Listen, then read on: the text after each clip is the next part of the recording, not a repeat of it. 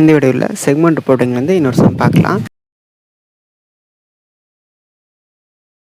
இதுவும் simple some தான். போன சம் மாதிரி தான். இதுவும் போன சம்மில் ஏபிசின்னு கொடுத்தாங்க. இந்த சம்மில் XYZன்னு கொடுத்துருக்காங்க. சேம் அதே ப்ராசஸ் தான். ஸோ ஃபஸ்ட் நம்ம என்ன பண்ண போகிறோம், அசட்லாம் எடுத்து வைக்கிறோம். ஸோ அதோட மைனஸ் பண்ணிக்கிறோம். ஸோ மைனஸ் பண்ணால் நம்மளுக்கு ஒரு அசட் வேல்யூ கிடச்சிடும். அது டோட்டல் 8.80. ஓகேவா? ஓகே. ஸோ இது நம்ம என்ன பண்ணணும், பர்சன்டேஜ் கன்வெர்ட் பண்ணணும். பர்சன்டேஜ் கன்வெர்ட் பண்ண என்ன பண்ணணும், நம்மளுக்கு கிடச்ச வேல்யூ இருக்குல்ல, அப்போ எக்ஸோட வேல்யூ என்ன 1.5 இல்லையா, அதையும் நம்மளுக்கு டோட்டல் வேல்யூ 8.80 இல்லையா. ஸோ அதை ரெடி நம்ம வகுத்துட்டு 100 ஆள் பெருக்கிட்டோம் அப்படின்னா நம்மளுக்கு பர்சன்டேஜாக கன்வெர்ட் ஆயிரும். ஓகேவா?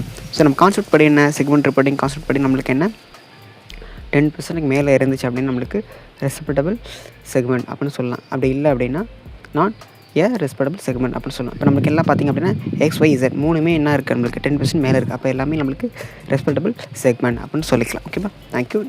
உங்களுக்கு சம் ப்ராக்டிஸ் பண்ணி தரேன், அதை போட்டு பார்த்துட்டு கமெண்ட்டில் ஆன்சர் பண்ணுங்கள். தேங்க்யூ.